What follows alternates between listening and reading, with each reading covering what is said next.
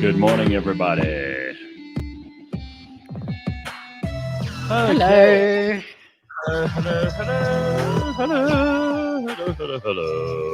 Hello, Leigh-Ann Mole. And Mbulelo is going to be with us in a second. He's in the studio in Johannesburg. Leigh-Ann is in her house. Yes. And I'm in mine. I'm in God's house. Is that the sign language symbol for house? Is this? I just totally made that up. I mean, okay. I thought you knew but something. it is in my head.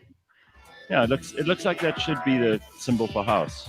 You know, if you're Possibly. if you're a deaf, then that's the house symbol. I don't know if anybody knows. Let us know. Because this is the other one I know for a church, but that's too complicated to put together. Let's open the doors, and there are the people. Oh, right. This is the church, and there is the steeple. Open the doors, and here are the people. Something like that, right? Yeah. Good morning. Monday morning. Quite a lot to talk about this morning. There's a lot to get through. There's exciting stuff like Collectomania. We've got Dr. Hanan joining us for the last time this morning, which is really exciting stuff. And Leigh-Ann has for this year, yeah. And then we'll be back again, obviously, with It's Going to Be Okay. That's what we call it, with Dr. Hanan in the new year, which is only like 20 odd days away, hey? The new year. Don't. And we've got to do it all over again. I know. You always think, December's here and it's going to be quick, and it's going to be long, and there's going to be a nice break, and don't worry about 2022. It's still a long way off. Well, not really. Here's Mbulelo. Ho ho ho. How's it, man? Hi, Imabu. How's it going, guys? That's a cool top. What is that? And what is that? What's going on there? Hieroglyphics. A little Japanese graphic-y, douchebag Westerner thinking they're more spiritual than anything else. Absolutely I like not. that. It's like those people who walk around with Chinese or Japanese writing on them, tattooed on them, but they don't know what it means. They think they know what it means, but someone else is probably has translated it badly or copied it wrong or done it on purpose to make them feel like idiots. And it actually says, fuck you, Mr. Westerner. Yeah, so somebody was very kind enough to actually give this to me. So it's actually quite a nice top. I'm not really a fashionista, but I was in his beautiful store and we got chatting, and he's a football fan, I'm a football fan, and so it was awesome. You get a freebie. Awesome gift. Yeah, I thought about you yesterday because I saw everybody on the internet going crazy about Formula One, and I didn't understand. Thank God you'd explain to me the whole Max Verstappen and Lewis Hamilton thing, because I wouldn't have known. I still don't know the first thing about it. Obviously, I didn't watch. I don't care. And I was kind of annoyed eventually because I saw so many people posting stuff on this. I was like, can we talk about something else? It's like when everybody put, Cyril on or whatever else. But then I suddenly thought, well, who are you? Like, they all have to stop doing what they do on a Sunday to make you happy. I was like, all right, I'll just go and I'll look up other stuff. Yes. Keep yourself entertained, Gareth. Right. That's exactly right. Yeah. I mean, you were a firstborn. You should have learnt it somewhere along the way that you needed to entertain yourself. Don't make your problems other people's problems. So I went and I looked for, and I found the South Park post-COVID special. It's like a made-for-TV movie. So it's longer than the normal South Park. It's called South Park Post-COVID 2021. And it's long. It's like, I'd say almost 45, almost 50 minutes long. And it's obviously by the guys who did South Park, but it's meant to be set in the future, because what they've done is they've said COVID lasts from when Stan and Kyle and Cartman and Kenny are 9, and it ends when they're like in their 40s. so it's this whole thing of how they have to get back together in their 40s to solve a mystery. Do they look different in their 40s? Totally different. Totally, yeah. Yeah, it's really funny, and apparently there's a part 2 coming, because there's kind of a, there's this cliffhanger at the end of it of them half solving this mystery about COVID and where it came from and how Kenny was trying to go back in the past to solve COVID and find out how it all started. It's very, very clever and so funny because they take the piss out of all of us and COVID and just how like ridiculous we are. This is one scene where people rush and steal toilet paper because there's a new strain. I mean, it's like a mockery, but it's not really, because that's exactly how we've behaved. Is it still a series that you can watch somewhere? I don't know if South Park's still going as a series. I'm sure it is. But this I saw as a special, and I was like, I'm going to watch this because even, I kind of haven't watched South Park or The Simpsons for that matter for ages. And I love both of those, but I fell off the wagon somewhere and I haven't got back on. So I saw a special and post-COVID special. I was like, this is going to be funny. So I watched that. And there's a part 2. Apparently, their rumors are rife that they will release part 2 on Christmas Day of this post-COVID special. So that'll be hilarious. But the first one I cannot recommend enough. It's hilarious. And then I watched Curb Your Enthusiasm, which is just, oh my God, it's great. It's so funny. Larry David, he goes to vote. Did I tell you this story? We spoke about Curb on last week, I think, but I don't know about the story. I can't get enough of that show. So he goes to vote, and he's standing in the queue, and he taps another dude on the shoulder, and he says to him, "Can I ask you a question?" Guy goes, "Sure." He goes, "Who are you voting for?" So he says, "I'm voting for whatever the one guy's name is." So he goes, "Oh, I'm voting for the other guy." So he says, "We kind of cancel each other out. So why don't we this queue is long. Let's just go home." Other guy goes, "You know what? Makes a lot of sense." So they both walk out of the line. I thought, what a genius. That is so brilliant. It's fantastic. I should have done that when I was standing in that queue for 2.5 hours in November for the municipal elections. I could have gone up to someone else, said to them, "Who are you voting for?" "Oh, this one."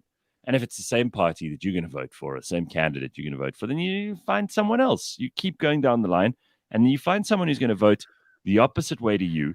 You cancel each other out, and you just leave. Both of you say to them, "Get out of here." My word, it's mind-blowingly great. Oh, he's genius. Oh, I love that guy.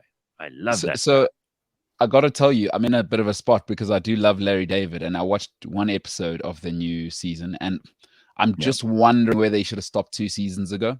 It's like starting to get there for me, and I'm an avid fan. Listen, I've got this box set, the book. I'm Seinfeld crazy. Part of the magic of Seinfeld is that I think they stopped at the right time. Shut up. Fuck you. Get out of here. Don't spoil my... Anyway, Larry David's you're going to brilliant. take away the one thing that gives me joy. You're going to take away Larry David. You want him to stop because you think it's enough? Because Mbulelo's had enough? Please. I have. Don't you dare. No, he's unbelievable. If you think they've gone too far, Mbulelo, just like I don't like Formula One, you stop watching. Don't spoil it for everyone else. I don't like Formula One, but I'm not going to go and stand there and try and cancel Formula One. I'll let you watch it. I just stop watching it. That's what you got to do with Curb. Deal? Fair enough. No, fair enough. Fair enough. There's enough anyway. How far did you run this weekend? No, I'm still trying to recover from the 100K thing, so I'm relaxing. But we're back again next week. Next week I'm back in the gym, back at it, and then we start planning. And got another 100K race coming. So nothing. I'm relaxing right now. Just this year's just been so much, Gareth. It's actually COVID and my mom. So you're not over. You don't pressure yourself to run every weekend. You don't have to be doing a race or training every weekend, right? Well, you got to recover from these things. Otherwise, like people that just, because I also do it properly with a team, now I'm going back to, is that if I was just hammering it now, definitely injured by now, it's like 100K is not a joke. You got to recover. Yeah. Otherwise, listen, I'm still in recovery from the 10K that I did 8 years ago or whatever. Yeah, it's like long COVID. I understand. Yeah. Oh, listen, I would be in hospital for 3 weeks after I ran if I ran half of what you did. And it would be if something horrible was chasing me, and I'd still need to go. Hey guys, I reckon if we put you on a treadmill with a virtual, what are those animals you hate? Iguanas or cats? Oh, like lizards and cats, monitor lizards. Monitor lizards. With the monitor lizard behind you on a screen, you do quite well. You watch me run, man. I saw one of those things. What are the ones that eat people? The Komodo dragons. Komodo dragon. Well, they don't eat people, but they could. Yeah. Well, they poison them slowly and then.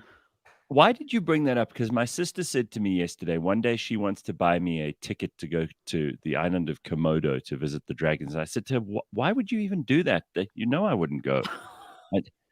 They only occur on that island. And she said, but there are some in the zoos and they could escape. I said, why must you torment me? Because little sisters have the right to do that. I don't find it funny. To me, it's no laughing matter, these Komodo dragons. I was going to tell you something now, and I've been completely sidelined by this Komodo dragon thing. What did I want to tell you? Running, taking a break. No, it was quite important. No, hang on. Something really. Anyway. No. It's COVID. So somebody said it's the Omapiano strain, by the way, on the weekend, a friend of mine, which I thought was hysterical. Yeah, no, it's great. Peter says he's got a friend who's scared of tortoises. Imagine him being chased on a treadmill. What? Oh no. How are you scared of tortoises? Tortoises can move quite fast. I've had a pet tortoise before, and it used to chase the cats. I could walk a good distance in a day. I know in New York, or when I was in Rome in 2019, or when I'm in London, I can walk a long way before I'm tired. I don't run, but I could easily, I can handle like 10, 15, even 20, perhaps even more than that in a day. And I'll feel it at the end of the day, but while I'm doing it, it doesn't bother me at all. Because that's kind of how you get around in those cities. Yeah. And I remember walking in Berlin one day, and I was wearing one of those. I've got an Apple Watch, and I never wore the damn thing. And then one day I put it on, and I'd done easily 10, 12 kilometers in that day. And it didn't feel like I'd done a lot of exercise. So it's all in your head. I mean, I do think that we create these ideas in our head. Oh, it's going to be such a long day. I don't know if I can handle it. This is terrible. If you don't think about it sometimes, you can do amazing things, feats of great strength. If you really think about, the kinds of things that you do when you're not paying attention to it. It's like doing daily exercise and making it a routine and making it a habit. Eventually, you don't think about it. You go, oh, now I've got to exercise for an hour. It's just something you do. You know this, Mbulelo. This is something you could speak of with great authority. No, I'm very much the guy you don't want to speak to about it because I become evangelical, Yep. So I've got to temper my I've got to curb my enthusiasm. That's where we come full circle with Mbulelo. You have an evangelical streak. If you weren't, if you were religious, I think you could have been a pastor easily. Yeah, it's a scary thought. I look at how you abuse James on your show, for example, and you basically admonish him like those priests of old, the ones with the sulfur and brimstone. They're like, the devil comes for you, you fat bastard. You need to do this and you need to do that. And you're very like vociferous about it. You're quite like, preachy. Yeah. It's good. It's good. I think you have that power. Listen, we could start a church. It's never too late. The Mbulelo and Gareth Church, we wouldn't name it after ourselves, but we call it something about, because all these churches have these terribly long names now. They always called the Pentecostal Evangelical, all under one roof Church of Jesus of God of the Saints or whatever. And then we would set it up. You've got to have a big building, though. So we'd buy like a factory or something and convert it. And you got to get some special effects and some lighting and some sound. And it's like putting on a good TV show. And we've got experience in that. We could do that easily. Oh, yeah. And then you draw the crowds, man. You have a couple of people who get cured of something. And you like get someone who stands up in a wheelchair and then walks around and people shit themselves and go, oh my God, these guys have got powers. And before you know it, man, we could be charging a fortune for tickets and people would come from miles around. You had me at Hosanna. Isn't this what Kanye West did? Yeah. I'm in. I've heard all I need to. And dude, you only work 1 day a week. I mean, it's such a ruse. It's such a clever plan. You work 1 day a week. You don't get taxed. Just think about that. You don't pay tax. What a win. Those ministers do not work 1 day a week. They're on call all the time for everybody's woes. They're doing house visits. So they're get doing a funeral, Bible study and nonsense. Funerals and weddings. No, we get the junior ones do that stuff. Mbulelo and I are too important. We do just the sermons on the Sunday. And we got the tall hats and the flowing robes and the shiny suits and all that shit. I'm telling you. There we go. We got to speak some tongues. You see, you can just do that again. Look, do that again. That's good.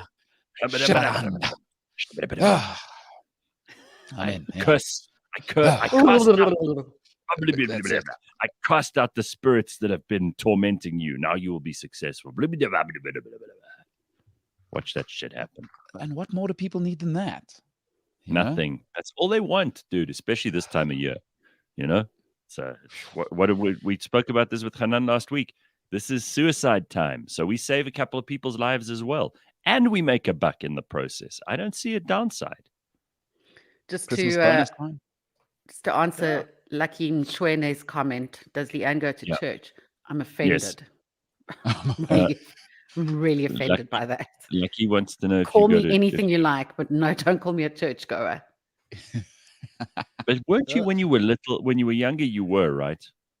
Yeah, I grew up with a mom who thought it was right to send me to Sunday school every weekend.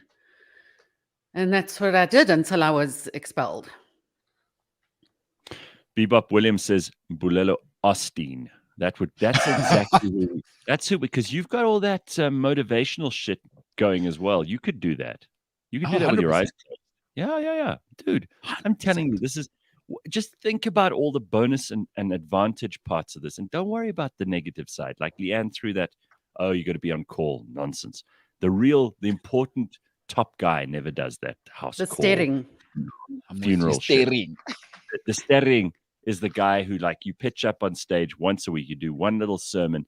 And it's usually, the sermon is about how terrible the people sitting in that church are and how you need to improve. Yes. And you must take personal responsibility because it's all your fault. So it's pretty much what we do on the show every day anyway. But we condense it into like a 20-minute power sermon. Maybe if they, you make it a bit longer because people want to get their money's worth. So maybe you make it an hour. And then that tray goes around, man. And you got and we've got a credit card machine.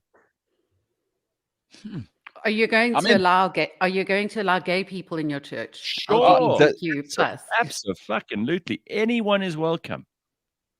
If gay people's money still registers as the same, Leigh-Ann. Everyone with money is welcome. Yeah. Yeah, I wonder how many staunch churches have lost out because I wonder how much money they've lost out on because of not being LGBTQ plus friendly. Are there any churches that are still hugely against that stuff? Because I've heard even the very old NG Kerk types, they're all cool on gay stuff now. They're happy with that. Especially Catholics are still so against it, considering that there's so much banging of the same sexes going on in the Catholic Church. But no, so you remember, I'm a Bachelor fan and Bachelorette fan. Yes. You remember Colton, the Virgin Bachelor? Anyway, I don't remember that. He's an NFL player. He has still never had, I don't think, has still not had sex with a woman. How Anyway, old is he? he's 20, mid-20s, I reckon. Mhm. There's a new series on him called Coming Out Colton. He's come out as gay. Oh, And how convenient. it's really interesting how it goes through, because he's an NFL player or previous one. He goes back to his schools and talks to the coaches. Still to this day, anything that is, has a bad connotation or if a weak connotation is called gay. All the locker room talk, oh, that's so gay of you. You're so weak. Yeah. But that is etc. not a homophobic thing. Dave Chappelle and Chris Rock have used that. They use the F word as in and faggot, right? They use that, and Doug Stanhope also does that. He's a comedian too, and they say they use those words not because someone is homosexual, but they use those words because those are great words for people who behave in a weak way. It's right? beyond the words. You wouldn't. No one felt comfortable coming out, being in an American locker room situation. And there's a group of NFL players who've come out publicly, and a lot of them were Let me tell chastised you something. These by days, most of these days, America. please. These days, it's so cool to be gay. Everybody wants to be. I think everybody you think about how how in demand the gays are these days. They in demand in social circles. They're in demand in the world of entertainment. They're in demand in the world of uh, of kind of art and design and all of that stuff. People, I don't believe that there's that much, especially in civilized and forward-thinking societies.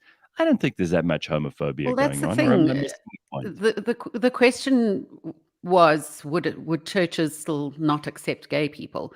And this is what made me think of the program. He called his church, he called his pastor, and they said, we won't accept you back. Well, then you We know what? can't agree, and that's the Catholic Church. If you And if if you're you not think if you're about not it, a lot of wanted, America's like that. I don't think a lot. I really don't. I think a lot of people are just perfectly okay with it. Just like they're okay with. Let's just take, for example, how people used to be about who you would marry if you just in a straight marriage. Remember there were families that would have huge problems with the wife that some son of theirs brought home or whatever. I don't Mm. think I don't think that that's such a big deal anymore. And these days, people know if you're not wanted somewhere, you just find somewhere else. There's enough choice in the world, and the world's a pretty Yeah. open place now. I mean, you think about how anything goes. And these days, really, it does. I mean, I put up these 2 videos yesterday. I got to show you this person that Diesel are using as one of their ambassadors. Did you see that story? No? Sure. Let me show you this. This is quite something. Diesel, the clothing brand, they've decided. They've decided. Let me just show you this person because it's quite unbelievable. This is like an ambassador for Diesel, and I'll go to the original story and read it to you, and then I'll show you the picture, because they've said, "She owns her body, you own yours."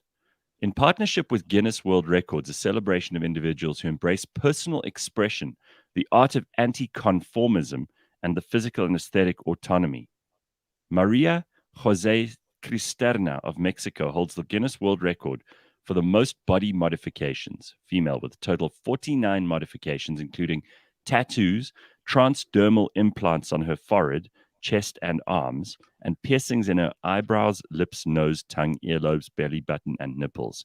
Maria Jose has earned the unofficial title of the Mexican Vampire Lady. All right. And she is now an ambassador for them. I'm telling you, people are so accepting of stuff these days. It's not even an issue. I really don't think it's a big deal. And all of this talk of discrimination and stuff, I think a lot of it is just people looking for attention. Because I'll show you this woman. I don't know. I know people who are homosexual and still won't come out to their families and friends. Yeah, I think we consume so much of America through the media, Gareth. But Once that's you've not traveled prejudice. America, Maybe that's personal choice, and maybe it's also about those people and their own family relationships. I don't think it's prejudice. It's not society being anti those people. Let me show you this person. You tell me. All right, here we go. How do you like them apples? holy cannoli. Well, I I mean, think it geez. suits. I think it suits the brand, quite honestly. They're always trying to be cutting edge and different. I got to tell you, diesel's probably not for me. Wowzers. You know, look at that. That's amazing. She's truly terrifying. I think that's one of the ugliest things I've ever seen in my life, and the fact that it happens to be alive and it's not like a made up evil superhero from a Marvel comic. If this is an actual person, why would you want to make yourself this ugly? Yeah, I'd get a fright if I saw myself in the passing a mirror in the middle of the night. A fright. The shit would run down the inside of my leg if I went to the mirror in the morning and that's what I saw in the mirror. Holy hell. You've got to see this person to believe it. Now, I ask you with tears in my eyes, if that person goes around telling the rest of us that we are discriminating against her for looking like that, my answer is, hey, you did this to yourself. You can't be cross with me for being afraid of you looking like Satan's bride. I'm going to be afraid because that you look truly terrifying. You don't accuse Why is it me always? It's always the forehead modifications that are the scariest. It's that like Frankenstein type look that we've been bred to be scared of. That is frightening. Someone says that's the human Komodo dragon. Yeah, there you go. Listen. Yeah, that's no good, eh? Listen, the great Richard Dawkins has a great saying is we should be open-minded, but not so open-minded that our brains fall out. Like, I'm not all for everyone should get in. Like, no, we need objective rules, is play by rules. Otherwise, what's the great saying is, without laws, we are but animals. We can't just do what we want. That's not what life is. Jesus, La Chupacabra says. La Chupacabra. Yeah, I'm all for a bit of conformism, but no, I think what's happened here is we've confused self-expression and individuality, and like I'm an individual and I'm different and I'm special. We've confused that for derangement and attention seeking. Like, I think she probably thinks she's being really authentic and this is a form of self-expression, but I think she's probably deranged. I don't think she's like okay in the head. And now we're expected to see, we must go along with her crazy. We must all, because if you don't, then you are the bigot. But actually, to look like that, hey, let me tell you something. If you look like that, you're the one who's asking to be ostracized. She wasn't born like that. Yeah. You can't say, well, you're discriminating against me. You're being unkind. And she's literally put things under her skin and her forehead to make it look like she has horns. Now, everything I've ever been taught is if something has horns and it's a human, you got to be terrified of that because that thing is straight out of hell. It's coming for you, Hellboy. And I'm not a bad person for being frightened of you if you look like that. You can't make me feel bad. Yeah. And I also, I'm going to go back to this thing, Leigh-Ann, that you brought up, which it wasn't even on my agenda this morning. But a lot of people are trying to be in this, you saw Rachel Dolezal. She's trying to be black, right? You remember her? Mm-hmm. And then you've got these people who look at Jussie Smollett, who over the weekend was convicted on 5 out of 6 counts for his race hoax because he's trying so hard to be a victim. He's already black and gay, and that was his only defense, by the way. But you notice that he kept his defense team kept bringing that up because these days, if you are black and gay, like the points go up, man. You've got a lot of points then, and people in society, you belong to a special group. You get special privileges in that group. Used to be the other way around, of course. But now, like, people want to be in the LGBTQ plus community. You see young people actively being encouraged by society to want to opt into that category of whether it's the L, the G, the B, the Q, the whatever it is. People are into that because you are afforded special privileges. You get told at 10 years old, if you say, well, I'm actually a girl trapped in a boy's body. I mean, if you've been brainwashed into believing that that's who you are and that that's cool, guess what you get at school? You get a round of applause and everybody calls you brave.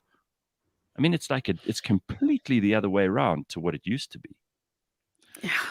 I hear you, but I don't think it's that dramatic. I don't think people are going out of their way to be gay, even if they're not. I think a lot of people, a lot of young people are very confused. I think a lot of young people are very confused, honestly.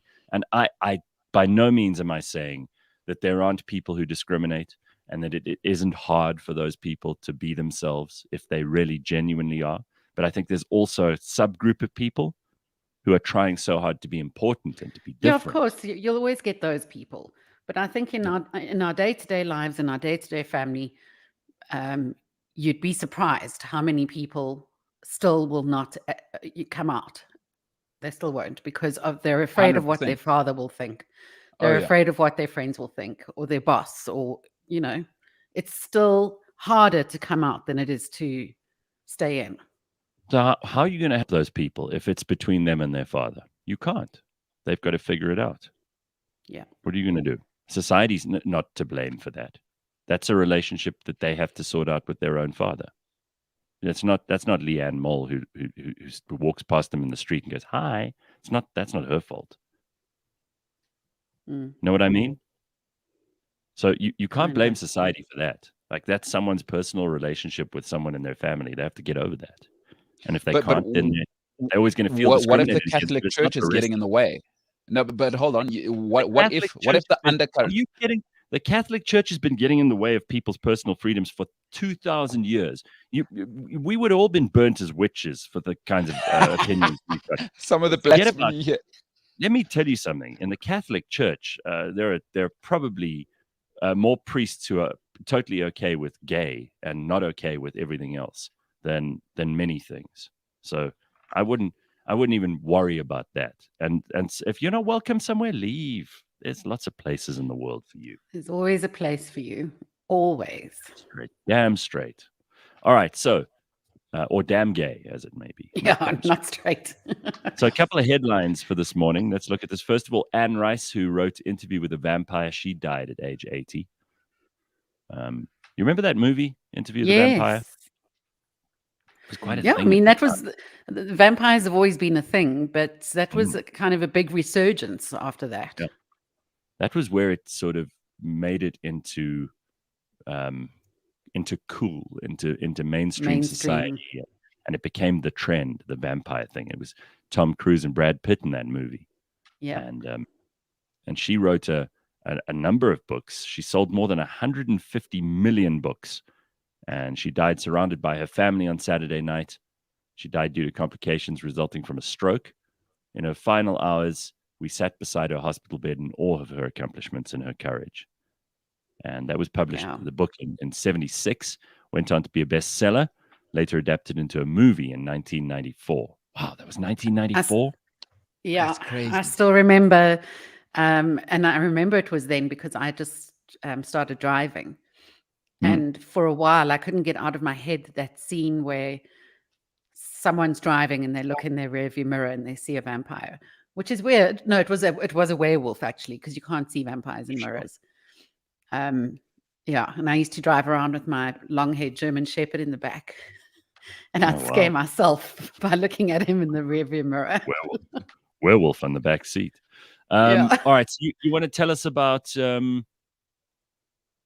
Max Verstappen and Lewis Hamilton, because I didn't really pay attention. You can give us the synopsis there, Mbulelo, please. Yeah, listen, it almost looks scripted, right? On basically, I think there were 7 laps left. They had a car crash. Guys were tired going into it. Lewis was winning. It was over. It was over. He was conserving his tires. He was 13 seconds up. Boom, big crash. Right until the very last lap, the controversy went on, and if essentially there was a communication / miscommunication between race organizers and whether they're going to restart the race behind a safety car. Max kind of pushed it to the limit. There was all sorts of controversy right up until the last lap, and it doesn't happen in Formula One. This does not happen. I mean, there were guys yesterday that I went to a place, like booked out a place, who are football fans and cannot stand Formula One. But yesterday, everyone was all in. And in the end, Max Verstappen on the very last lap overtook Lewis Hamilton and took the world title. On the last lap, it was scripted. It actually looked scripted. It was unbelievable. But isn't it a bit like, you think there's any chance that Formula One might be a little bit like WWE, where people where they up the ante, and there are too many checks in place for ratings? Well, there's too many billionaires. There's just Vince McMahon. Here, there's too many billionaires. Billionaires, if I know them for one thing, they do not like to lose. I mean, Mercedes is going wild there right now. It's not over legally. But here we are, Max Verstappen. Let's see what happens. A lot of very angry Lewis Hamilton fans. That much was clear to me on the internet.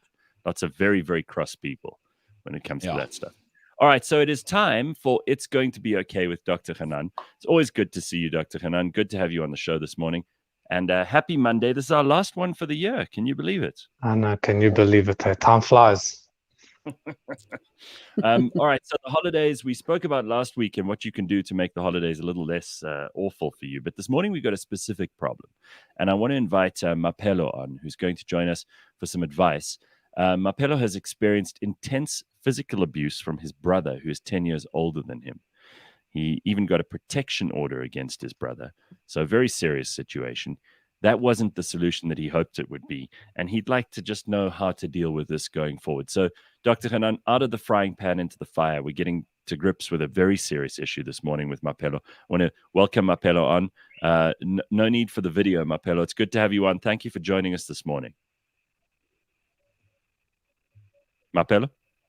Good morning, Gareth. You there? Mr. Hanan. Hey, morning. Hello, can you hear me? Mbulelo, I want to put you on, and I'm going to good. I want to let you talk to Dr. Hanan. First of all, maybe you want to tell us your story, and in your own words, explain what's happened. Okay. So back in 2014, I was 14. I experienced some episodes of physical abuse from one of my bigger brothers, who is 10 years older than me. And I was 14 that time, which means I was 24. And I don't know what happened, because when we were growing up, we were used to being beaten by our bigger brothers when we said some things that they didn't like. Of course, that's how it works. You get clapped in Mbulelo's words. So, but in 2014, it became more intense. It was unbearable anymore. And I remember one of the days I was going to school, attending an afternoon class, and he beat me. I don't know what was the reason. I couldn't concentrate in that class. And it escalated emotionally, physically, to the point where I even broke my arm when he pushed me down the stairs. And I reported this to one of my other big brothers. And he said, okay, you know what? We need a restraining order. Then the restraining order was served to him. He left. Fortunately, it didn't give us a problem. And he left for some years, but he kept on coming back, maybe once in 2 years or once a year, just not talking to me, talking to other people, because he had a huge problem with me. And I knew what it did to me. I hadn't forgave him that time when he kept on coming back. But in 2019, when my father died, we were preparing for his funeral. He came back. He just acted as if everything is fine between us. We had conversations, we laughed, and I pretended like there's nothing wrong, because I was respecting the situation, you know.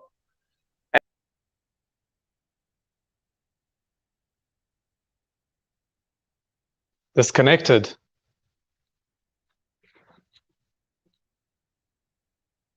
I'm not sure what happened there to Mapelo. We lost him somewhere in there. But this sounds, and while we're getting him back, Mapelo, if you don't mind coming back to rejoin us, this sounds very heavy, Dr. Hanan. This sounds like this relationship between him and his brother is extremely difficult and very hard to navigate. And I wonder how many other people are listening to this going, sure, I've also got a sibling. And we know in South Africa that there's kind of a lot of violence in families. And For sure. it's something a lot of people have to deal with every day, as awful and unpleasant as it is. I mean, before we even get Mapelo back, do you want to just give us a little bit of here he is. Let me get him back on. Mapelo, sorry, we lost you for a second there, Mapelo. Yeah. Sorry, I don't know what happened there. Technical difficulties. You were busy telling us about in 2019 your father died and you got back together, all of you as a family, and then he carried on as if nothing had happened, and for you, there was still unresolved issues. Yes, and I'm not comfortable when he's around, and other people look like they are just comfortable, they are over it, and I think I'm the only one who still has a problem. I'm not sure if I'm being unreasonable. I'm being maybe selfish. He's gonna come back now. He might come back because it's the festive season. I don't know. He might. So Mapelo, I want to ask you something. I want to ask you, what relationship do you want to have with him? What's your ambition? What do you want to have with your brother? What's the end result for you? Actually, I wouldn't mind if he doesn't come back, but also I wouldn't mind if he comes back, apologize to me, resolve the issue. If he admits that he was wrong, why he did it, I'll be fine with that. That would be good. But so now, if he comes back, yes, go ahead. If he comes back now and just acts like everything is okay, without him apologizing or saying anything about what he did to us, that's not fine with me. So would you be okay to disconnect and not have a relationship with him if he doesn't do that? Yes, I would be okay because I know he doesn't care about me. In fact, about us. Right. So you know what? This is a very interesting incident, an interesting case, because it happens actually a lot where bullying doesn't happen from the school friend or the school colleague or a parent or a teacher. This is happening by a brother, which is very, very common. And we think, oh, it's just boys being boys. The fact that there was such an age difference, 10-year difference between you, Mapelo, and your brother also makes a big difference. And this is what we call bullying. You were bullied. And bullying, the definition of bullying is when you're put in a position without your consent. And obviously you were hit, and that is unacceptable. And now your brother's coming back, and without the acknowledgement, he's pretending that everything is okay, which is not okay for you. So the part that I want to just highlight is that the reason why I'm sorry, the word I'm sorry is so powerful, because what it does, it highlights a sense of acknowledgement to the other person that you have hurt them. And what you're saying, which is quite right, is, well, if he's not prepared to apologize, or if he's not prepared to at the very least acknowledge, then I can't move forward, because how do I know that he won't do it again? How do I know that he won't bully me perhaps in other ways? So the other thing that I want to highlight is that people unfortunately put so much emphasis and value on title. People put so much value and emphasis on title. What I mean by that is people go, well, I must respect that person because he is my ... He is my father. He is my pope. He is my boss. He is my leader for whatever reason. And they put too much value on the title as opposed to the actual relationship and the value of the person. And Mapelo is saying, hey, he is my brother, but I'm prepared to cut it if the relationship isn't healthy or valuable to me. So Mapelo, what I would say to you is that sometimes in a relationship, you have a choice between good and good, and I mentioned this last week, and sometimes you have a choice between bad and bad. And the choice that you have is between cutting the relationship, which is not nice, or engaging in the relationship. But I would only engage back in the relationship if your brother does two things. Number one, and these are the two elements of communication. Number one, acknowledge the mistake or the abuse or the harm or the bullying that he had done in the past, because that acknowledgement is important, and try getting to be very specific about what he's apologizing, what he's acknowledging for. And two, don't forget this. This is incredibly important. Many people, when they resolve conflicts, they forget about this part. The first part is the acknowledgement. The second part is the resolution. First part is the acknowledgement, and the second part is the resolution. So I would get your brother, one, to acknowledge the fact that he has hurt you. And number two, I want you to discuss what are the rules of engagement moving forward. How are we going to resolve it? What measures are we going to put in place in order to make sure that you are protected and this never happens again? I'm assuming so many years later, he can't physically abuse you because you could harm him back. But I wonder if you could do it emotionally, because emotional abuse doesn't have any age. You can emotionally abuse somebody, at any age. So I would ask for an acknowledgement, and I would ask for a resolution, and what are the boundaries, the healthy boundaries that will enable you to move forward. If he's able to do that for you, I would continue with the relationship, because it could be healthy and it could be beautiful. And if he cannot do that, then cutting the relationship, or at least pulling back, would be the right decision. But now it comes back to my space, you see.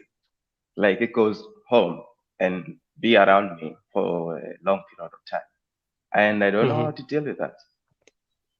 So what I would say is that, first of all, I would ask yourself one of two questions. Can we resolve with the acknowledgement and resolution, or do I have to cut? If you can resolve with the acknowledgement and the resolution, I would do that. And if you have to cut, you're saying, well, he's still going to be in my space. You can still set boundaries even if somebody's in your space. You don't have to open up to them. You don't have to engage with them. You don't have to connect with them. You don't have to be vulnerable with them. You don't have to share with them. So yes, you might need to share the space, but you don't have to be vulnerable emotionally, or at least intellectually, when he's in your space. What it will do is, when you create those boundaries between you and someone else, what it does is it stops you from really putting any value and therefore getting hurt. One of the things of the coin theory, just taking it a bit further, Mbulelo, if you haven't heard of the coin theory, is that one of the fundamental elements of the coin theory, we have 100 coins in the day, and you spend it where you wish. But you've got to be very careful where you spend it. But one of the fundamental principles of the coin theory is we value things that we are invested into. We value things that we're invested into. So if I invest R1 million into a business and it fails, I care a lot about it. If I invest nothing into a business and it fails, I don't care, because we psychologically value things that we invest into. So the more you invest into something, the more you care about it. The less you invest into something, the less you care about it. So what I would ask you to do, if you decided to disconnect from your brother, it would be to invest the least amount of effort, emotion, intellectual energy that you can. It will help protect you, even if this relationship fails.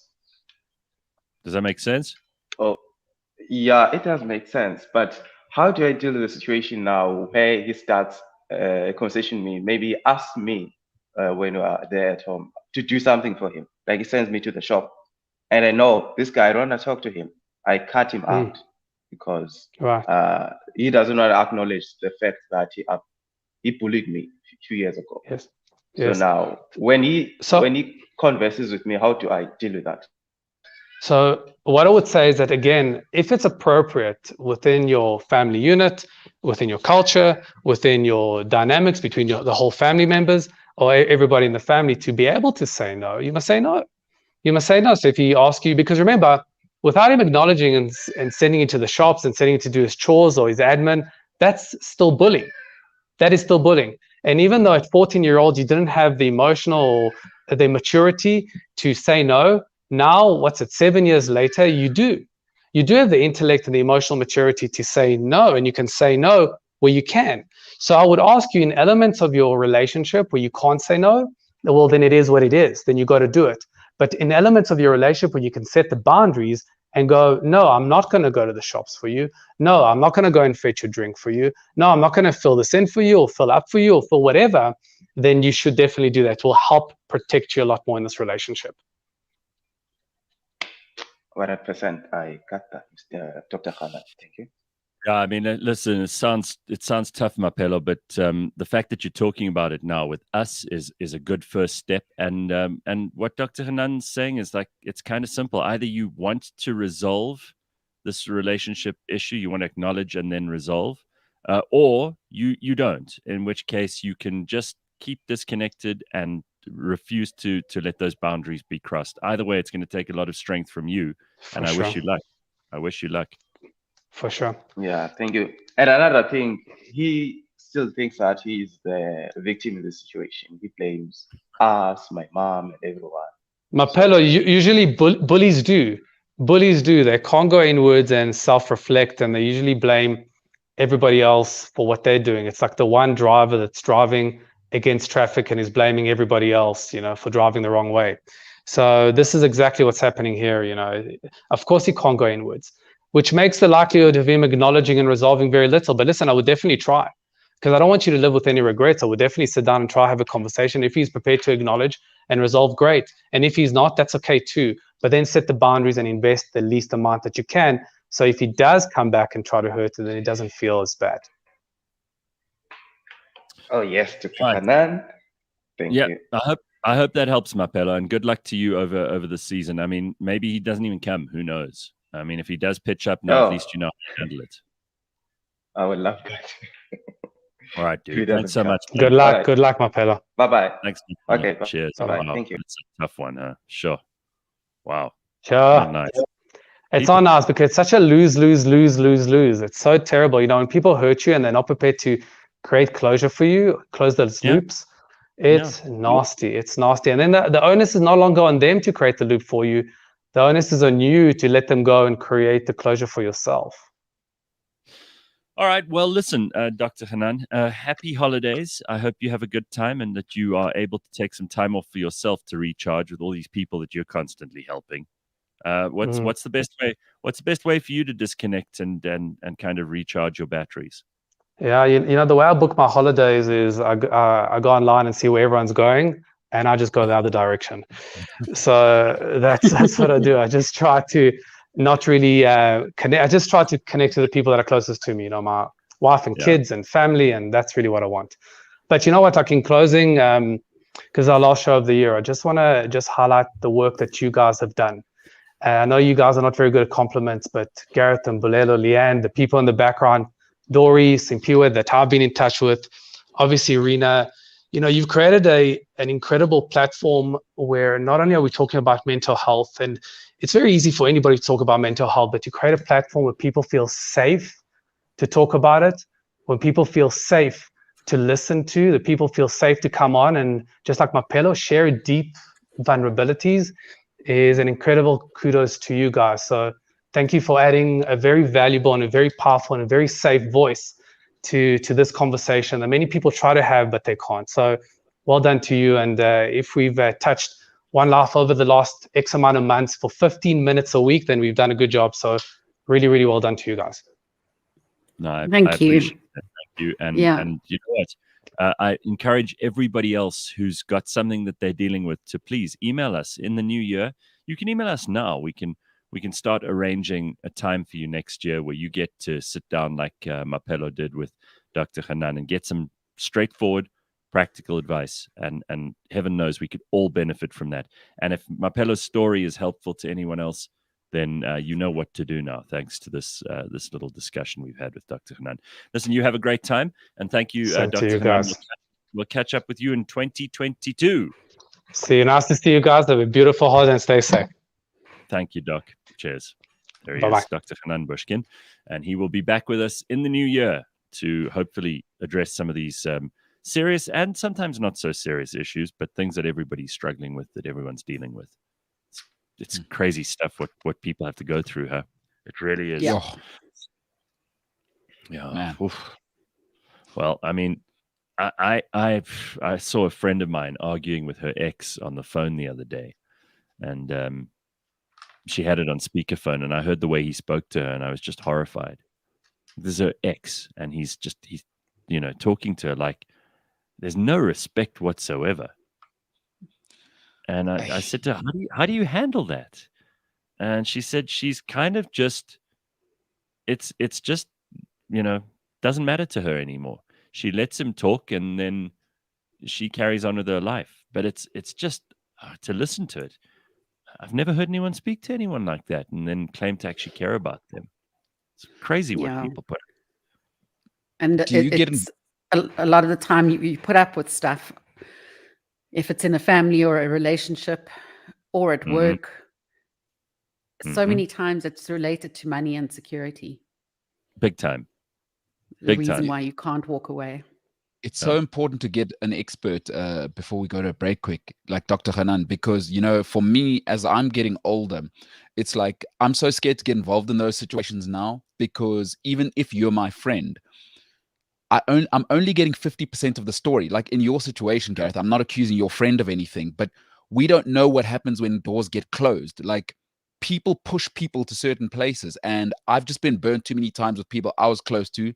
And then I hear the other side of the story. I'm like, oh, she didn't tell me that side, that she was behaving that, or she did that.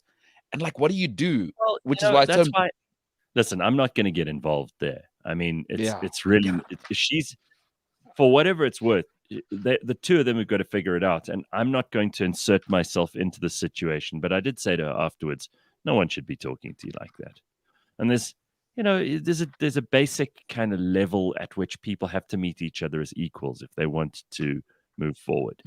And that's not happening over there. And I'm not going to be the one to point it out. Really, you don't have to get involved in everybody's issues, especially if it's none of your business. And though she may be my friend, and maybe there are a lot of other people who are going through similar situations, if it's up to me, I would like to grab the phone and say to this guy, you really are a piece of shit, and you should stop talking to people like that. But I can't insert myself without permission into their situation, and I don't have that permission, so I'm not going to. I mean, there are lots of stories here. I just want to highlight some of them, and maybe we'll come back to this on the other side of 7 o'clock, because we are running a little bit late. But lots of people have situations where they're being bullied, like Mbulelo, and not by family members necessarily, but by work colleagues, by friends, by other people, by people in relationships with them. It's tough stuff. All of that and more is going to come up in the next hour. We've also got Collectomania and a whole bunch of other good stuff. Monday, CliffCentral.com on the Gareth Cliff Show. It is just after 7. Do you suffer from collectivism, collectivity, collectionitis? Do you have an obsession with objects? Are you a fanatic, a devotee, an aficionado? Cliff Central dispenses a weekly dose of Collectomania. Join me as I talk to compulsive collectors. Fascinating, intriguing, possibly a little weird. Collectomania, Mondays on the Gareth Cliff Show. Brought to you by SA Gold Coin Exchange and the Scoin Shop.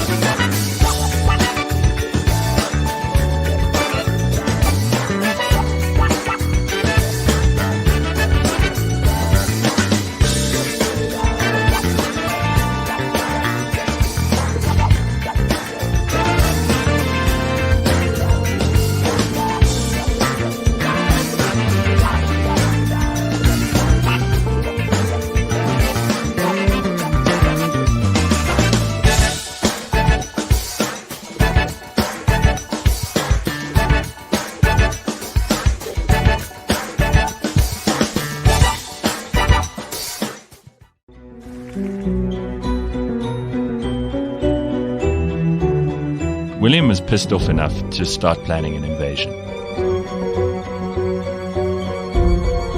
Look, he had a temper. Just pissed him off. He and William's mother never actually married. And that's why in his earlier life, he was called William the Bastard. You know, he hurt a few people that called him that. And they tried to squeeze the body in, and it popped. Burst. Yeah. And apparently it filled the entire cathedral with a terrible smell.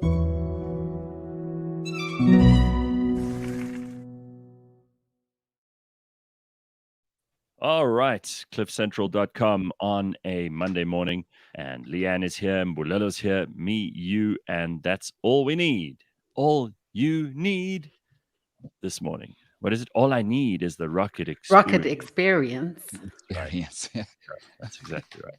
Okay, so there's quite a lot of stuff in the comments we've got to get to just now. I've also got a couple of news stories that we didn't get to at the in the first hour. I mean, there's that F.W. de Klerk memorial service. Also, Jacob Zuma has taken a swipe at Cyril Ramaphosa in a new book.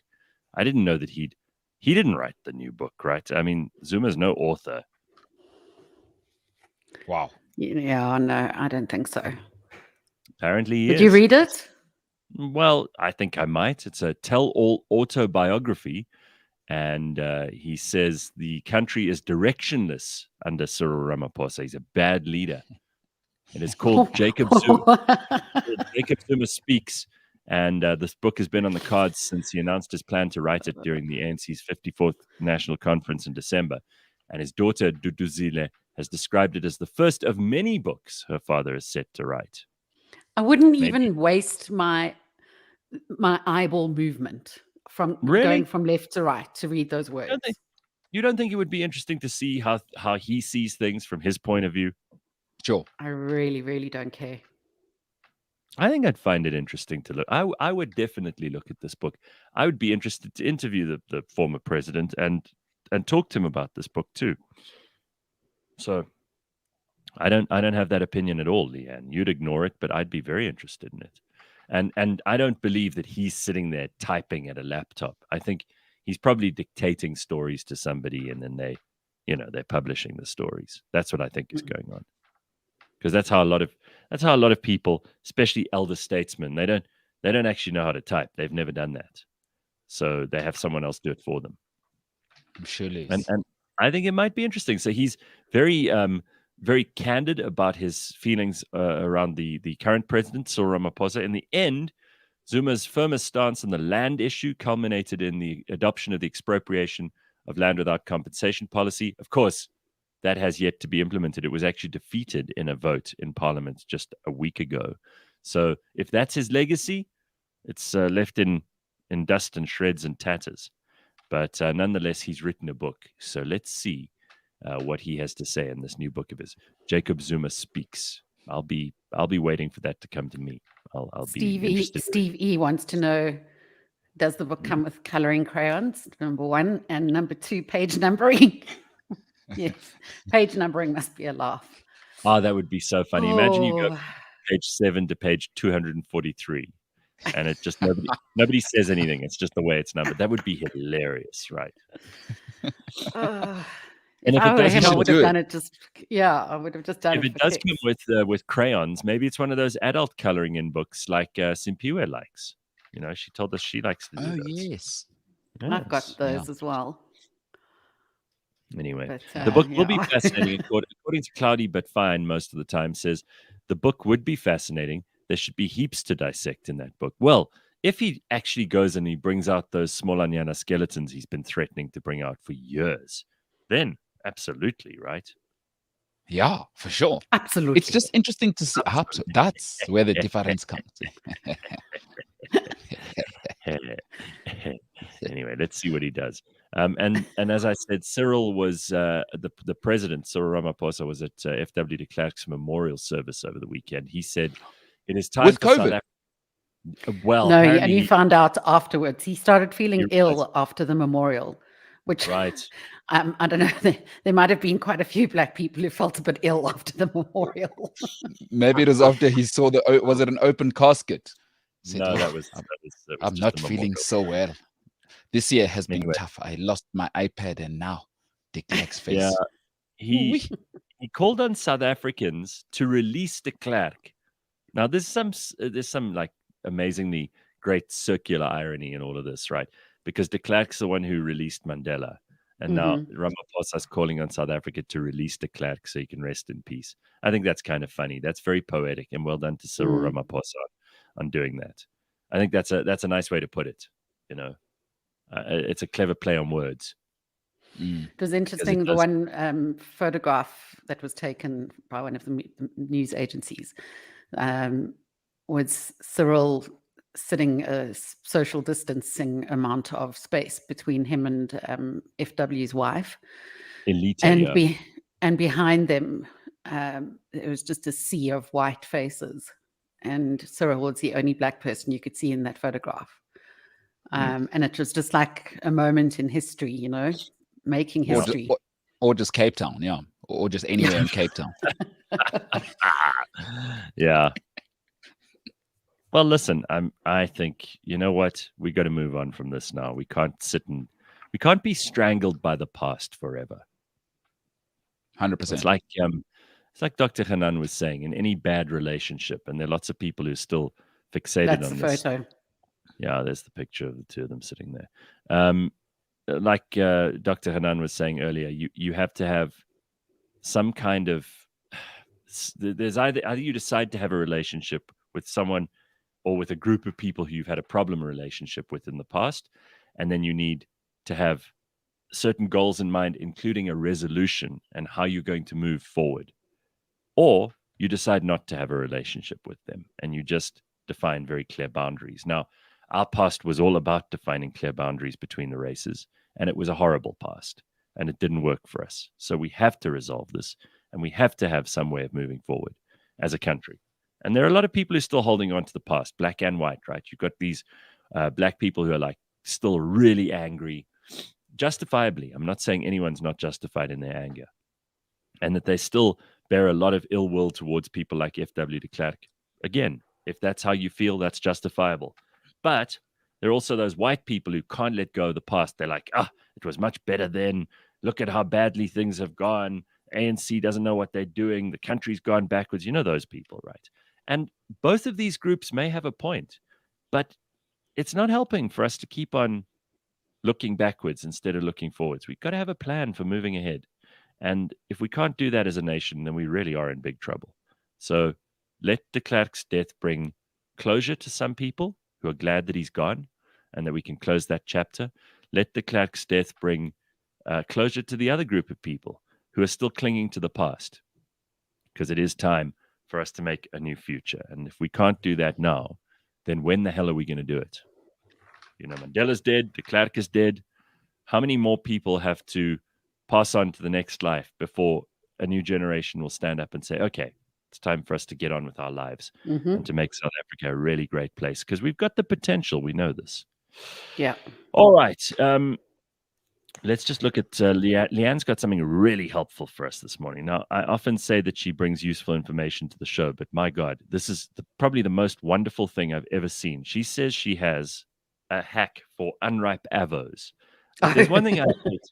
I love an avo, right? I will put avo in anything. And avo is very good for you. We know it's a superfood, blah, blah, blah. Isn't a millennial in the world who doesn't love avos. But how do you get them ripe in time? And what do you do when they're overripe? Come on, Leigh-Ann, help us out. What's really annoying is that they're so expensive, right? I mean, I don't know. I think they're about 30 Rand each or something. And you get home and it's not ripe like it says it is on the package. And there's nothing worse than sliding your knife through and it comes out all watery and drippy. Listen, we're even lucky to have these ready-to-use avos, because I remember the days where you'd buy a packet of avos. That probably the whole packet once cost 30 Rand because now they're so expensive. Yeah. And you just have to wait. It might take a week. It might take 2 weeks. Those things were rock hard at the beginning. And then maybe if you were lucky, some of them started to soften over time. And then suddenly, before you knew it, all of them were ripe at once. And you couldn't use them all at once. It's like bananas. You wait for that one ripe banana and the next day they're all gone. But there are lots of hacks are going around, like, wrap them in brown paper bags or in newspaper. Put them in a brown paper bag with a banana, and that helps. But there's just never knowing, because you just can't really tell. So this is one of those hacks that it's not from 5-Minute Crafts or one of those stupid hack, programs or content streams. It's actually something that was tried out by a real person. And what you do is you slice them like you normally would, which most people do lengthways, and take out the pip. Then put the two halves back together, wrap it in cling film. If you are worried about certain cling films, you do get ones that are safe for the microwave. And then you microwave them in bursts of 15 seconds. No. Really? 15 to 20 seconds. So you do 15 to 20 seconds. Hold on. I actually have to go through this again, because now I'm confused. Okay, mental picture. Okay, slice it long ways. Slice it in half. Take out the pip. Put the two halves back together. Cling film them. Microwave it in bursts of 15 to 20 seconds, depending on your microwave. God. And you'll actually see, as soon as it starts turning brownish, the skin, you'll open them up, and they'll be perfectly ripe. If you don't like the idea of hot avo, it's kind of like when you have avo on a pizza and then you reheat it. It's not that great. Not nice, yeah. But then you can put it in the fridge for an hour or so, and have cold avo. And apparently it's absolutely perfect.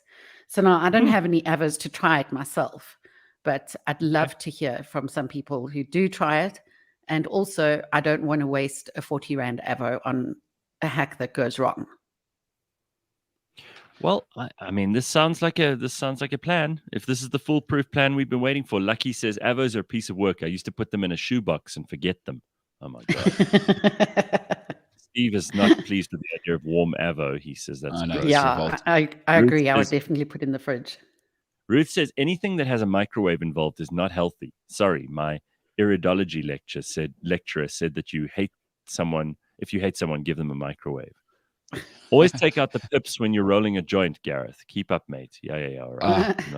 I'm not a stoner, so I don't know. Bavish says, I'm in Eswatini, and the amount of fruit trees randomly in people's yards is amazing. They'll give you for cuck cheap, lychees, mangoes, avos for dirt cheap. How much you ask? Take 10 for 20 Rand. Wow. That is, but there's a correct number of avos to buy at a time, and that number is 2. Any more than that, and you're asking for trouble, because I go to people's houses, like, oh, look at our avos. You're like 10. I'll go, oh, your life is going to be terrible in a week's time when all of them are ripe at the same time.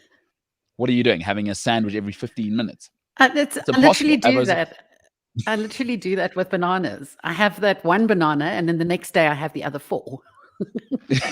You have to. 2 is the magic number. Never buy more than 2 avos. I'm avo crazy, and I've had these dilemmas, and then I hate myself when I have 6. 2, perfect. You have it on your nice sourdough bread or whatever you're having it with, or on your boom. Then you move on and get another 2. Yeah, I think you're right. You sometimes look at it and you think, I don't want to come back to the shop again on Thursday. I think I'll buy 4, but then it's always a disaster. Yeah. No, you see, they get you with those buy 2 packs for the price of 1. No. Yeah, don't fall for it, everybody. Okay, well, you see, this is really helpful stuff. I like this. AdB is calling you an avo amateur. I don't know what that's all about. Why would you be calling Mbulelo that? Tell us what you mean. And I'm deeply offended by that. Make guacamole. Because you can only eat one at a time. You can make guacamole and freeze it, according to Tracy. That's not a bad idea. Robin says, I buy everything from sellers on the street and anybody who sells fresh veg. Yeah, if you can find those people. Sometimes I just wonder with those, because I have that issue in my garden. It's one of the reasons why I don't particularly like growing things, is because my cats use the soil as a toilet. Surely that all goes into the plants. And if you're buying from someone on the street, you don't know what conditions those things have been grown in. Listen, Leigh-Ann, a lot of the mushrooms that you eat, and if you fry mushrooms for breakfast or whatever, a lot of those are grown in shits. So compost This is is a true. huge part of your food. if you're But going not- to, if you're going to go But into it's- how exactly your stuff is grown, I mean, you don't know what the animals if you eat meat, you don't know what they've been doing, where they've been living, what they've You been do eating. if you buy from reputable people, then you will know. You got to But go to the also- farm and check yourself. They're gonna sanitize it, and they're not gonna tell you the whole story. Sorry. I don't mind eating mushrooms out of cow shit, but I do not want to eat anything that's been in a pile of cat turds, because that stuff is rancid. Why is cat shit so especially horrible? Oh, it's so bad, especially when if a they've got the cat- squirts. If a cat shits on a blanket, you have to throw it away. You have to Yeah. burn it. It's just there's nothing you can do to clean that, right?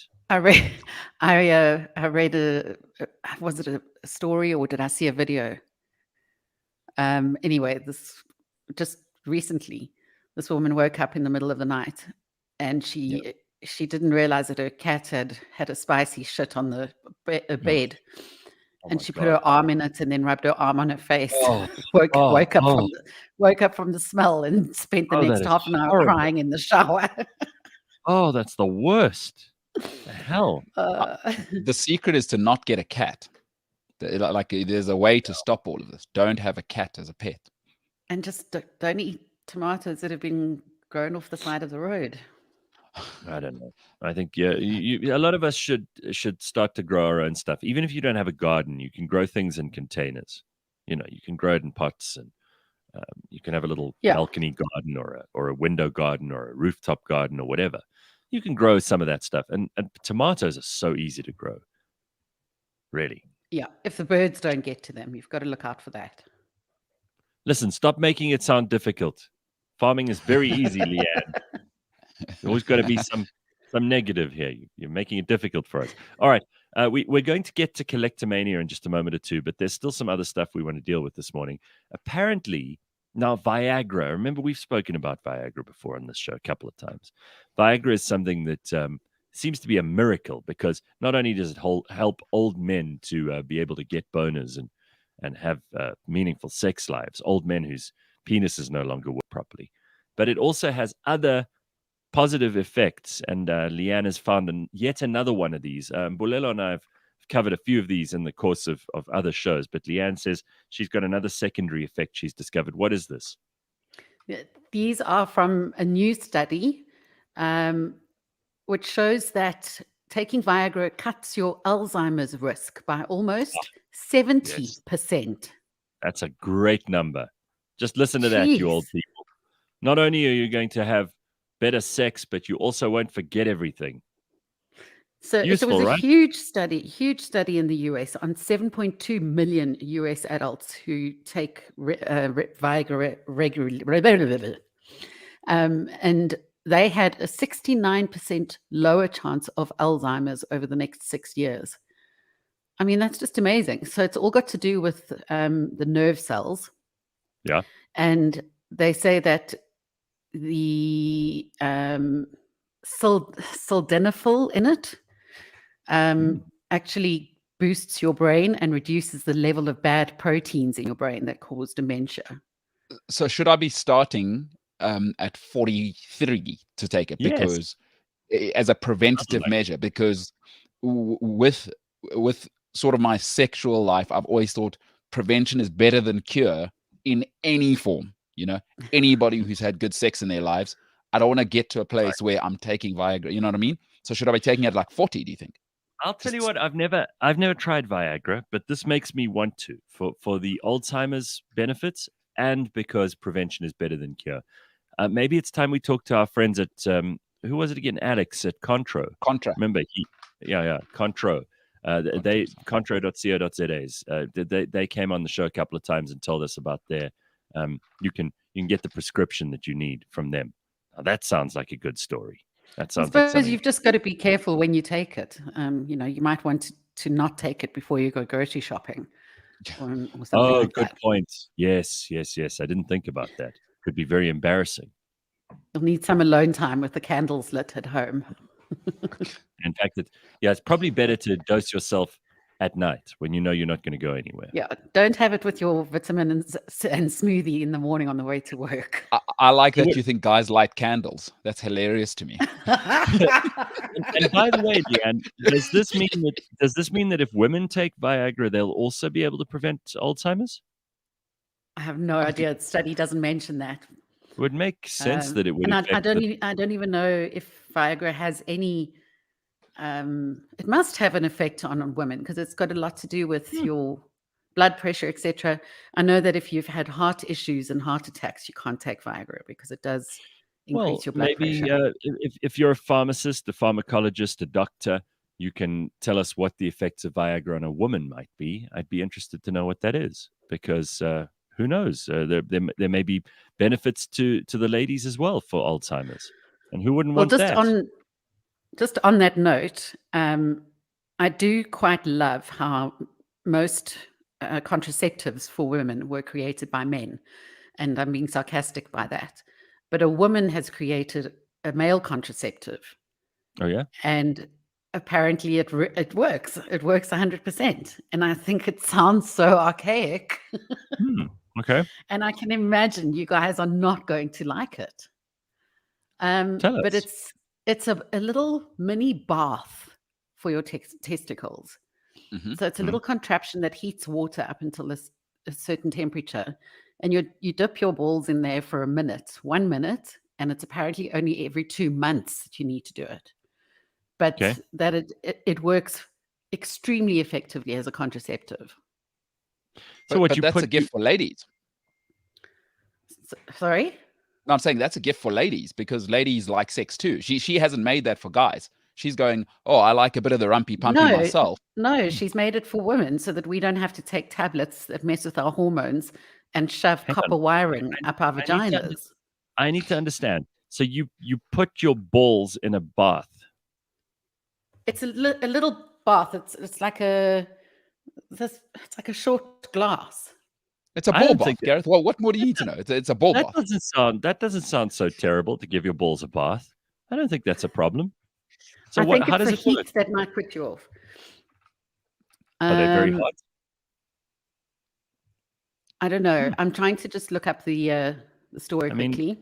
Hermine says here, and I agree with her, guys love dipping their balls in stuff. They would go for it. Yeah. But you know what I think it is as well, is that I think I have this conception that men are scared of having a low sperm count because they think it carries broader disabilities. They think it's a reflection on their manhood, their virility, their masculinity. Yeah, I see what you mean. And remember that bath can't be too hot, and if you do it too regularly, because by the way, as with nature, it's been working for 2.4 billion years. There's a reason your testicles are outside your body. It's to actually prevent temperature. It's to keep something called the Sertoli cells. So the way it works is that it's ultrasound based heat. Oh, okay. Interesting. All right. Interesting. And would you have to squat? I mean, this is what Hamin is asking again. She's very interested in balls this morning. Would I have to squat down and dip my balls into this bath? Or can you lift it? Maybe it's got like a remote control where you can lift it. If I'm 6'5", just meet you. You know, as the old saying goes, meet me where my balls are. Is essentially what. I'm going to share the image with you. Yeah, I need to see what this looks like. Yeah, this is awesome. I actually need to see a picture of this. I'm figuring stuff out. Hang on. This is awesome. By the way, Ramita has just let me know about Avos, since we were talking about that just now. Store the leftover Avo in the fridge. Keep it from turning brown by sprinkling fresh lemon juice over it. That does work. I know that. I've tried that. So it helps. Ramita's being very helpful here. Yes, that's very good. Excellent. It's hit and miss. It's hit and miss. You also get those Avo containers that are just perfect for a half an Avo, and you can put them in there. That's good. The lemon thing's hit and miss. I got to tell you, I've tried from organic like lemons. I've tried like the juice, the bottle juice. Yeah, it's hit and miss. Yeah. Gareth, you do have the link to the article now. Yeah, I got it here. I'm just going to load it so we can all have a look at this. So this is the testicle bath. that will that acts as a contraceptive, and you said it lasts 2 months. Yeah, you only have to do it like every 2 months. I think it's fantastic, and if you are comfortable enough in your manliness to know that having a lower sperm count is not going to affect everything else in your life, then I think it's a really responsible thing to do. So I wonder if it looks like it's perfect size to just dip your balls in, but do you need to put water in it, or does it operate without? Do you just have to dip them in there and switch on the ultrasound? Still not 100% sure. I don't think that's a problem.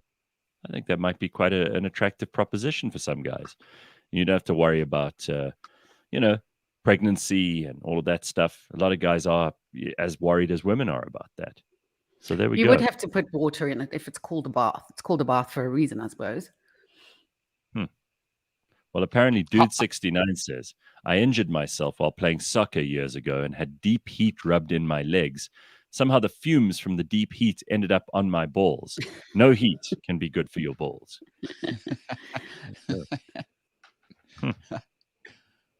Well, okay. Oh, boy. As long as it doesn't turn you into, some kind of Marvel villain. If you dip your balls into this thing and you suddenly turn into like Ball Man, and you have special superpowers for your balls. You know what I mean?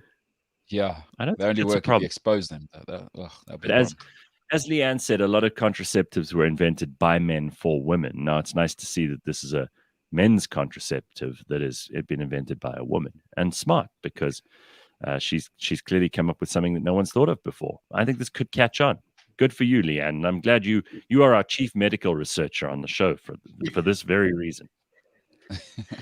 Certainly not a sexually active one worried about men bathing their balls, but yes, Right. I do try to bring you the latest. Or you're a professional, and it's even more admirable the fact that you're saying you're not getting high on your own supply. You're just delivering the news, and it's inspirational.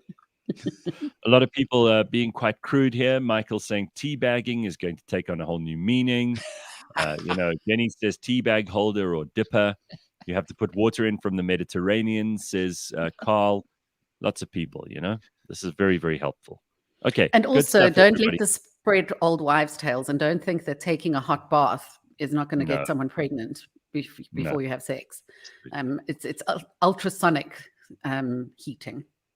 Right. You do not do this at home with your own equipment, kids. Buy the proper machine. All right, it is time for Collectomania. This is one of our best things about the week, and it's one of our favorite things about a Monday morning. Collectomania is brought to you by the South African Gold Coin Exchange and the Coin Shop. And this morning, we are joined by Paulo Dias, who you may know from that 80s show occasionally. He's also on the MKT show.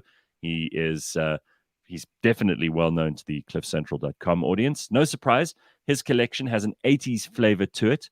So Paulo is with us, and he collects Mad magazines. How cool to collect something. I used to love those. How's it, Paulo? How are you? Morning, guys. How are you doing? I don't know how I'm going to follow that little morning dip conversation, but let me try I my know. best.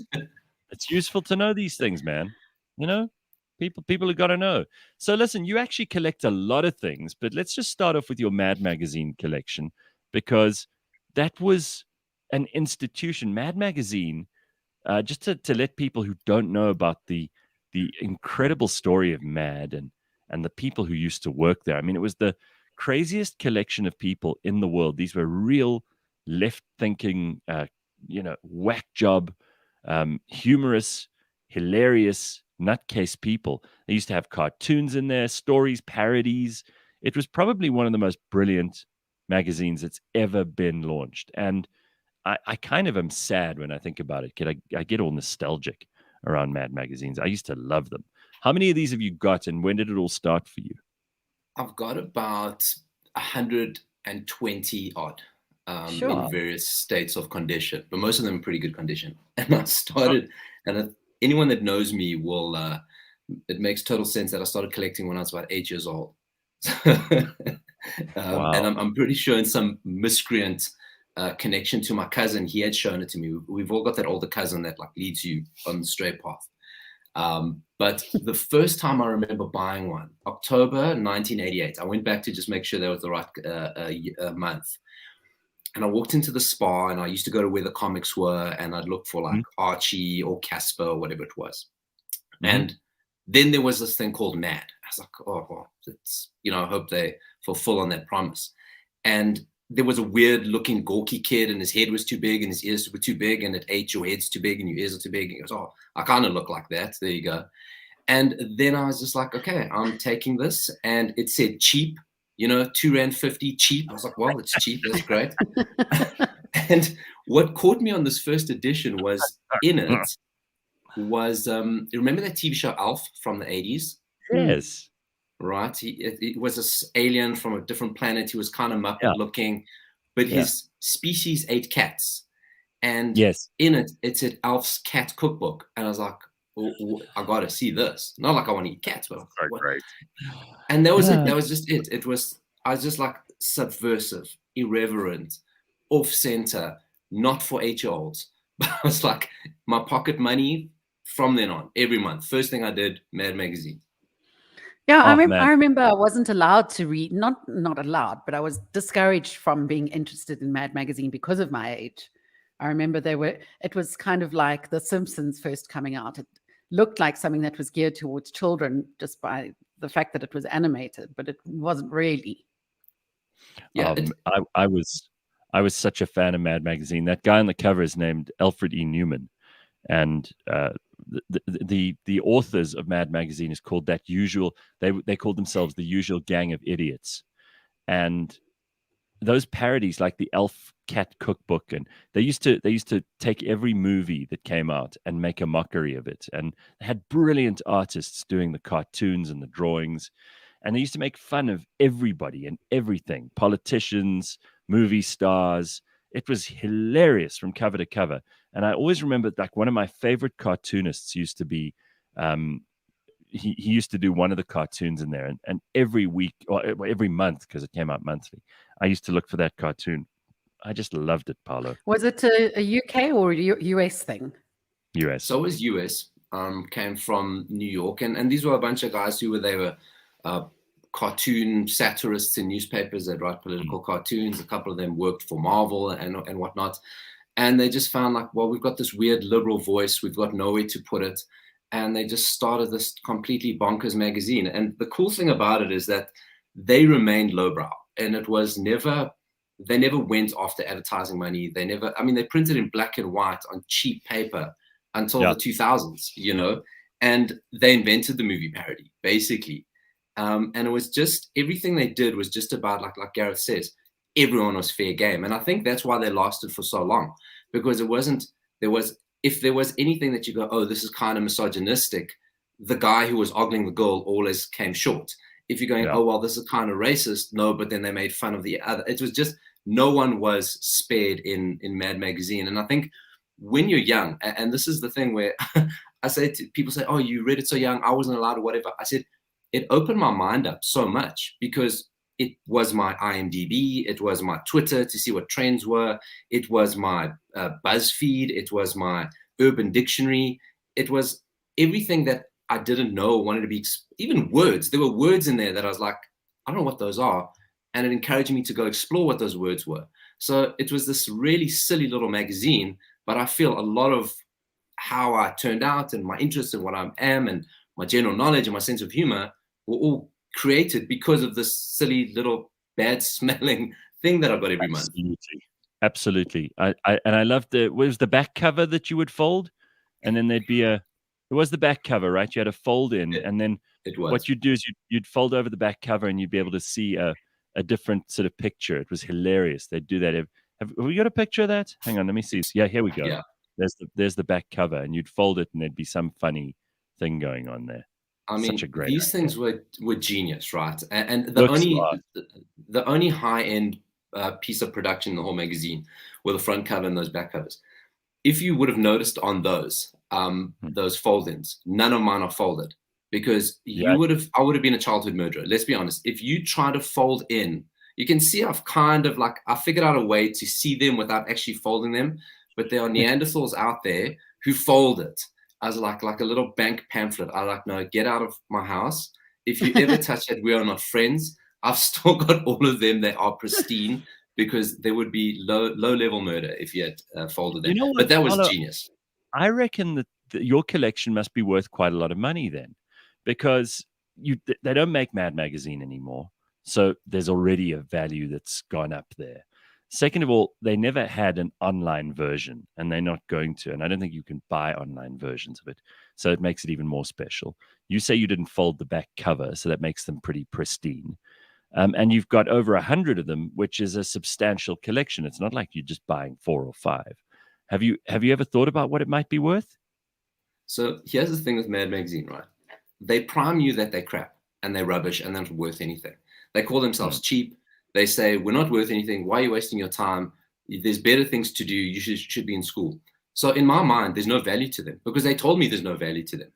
And when they started going, there's a couple of my favorite covers. When they started going up and getting more expensive because of printing and they stopped producing in South Africa, they had to be imported, I couldn't make that mental jump to spending money on a Mad Magazine because I'm like, the stuff is supposed to be rubbish. Why am I spending money? So in terms of value of the collection, I can't. And I don't think any true Mad Magazine fan would want to pay for it because by the same thing, it's rubbish and not worth anything.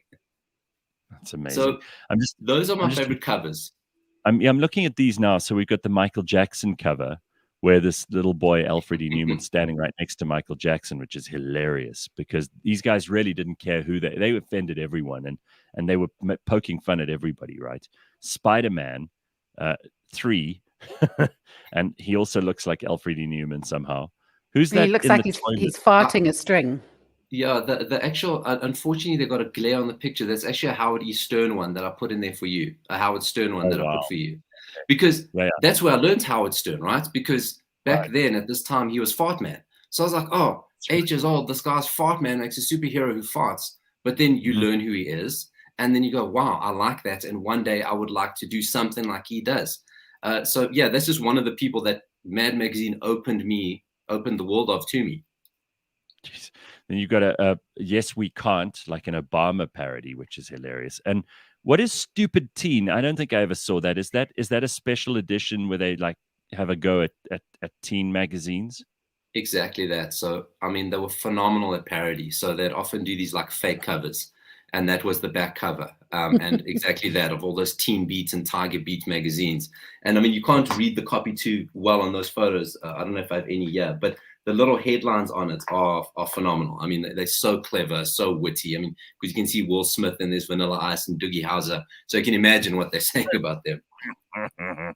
Then there's another Batman parody down there. There's Seinfeld. That's hilarious. What is he saying to Alfred E. Newman?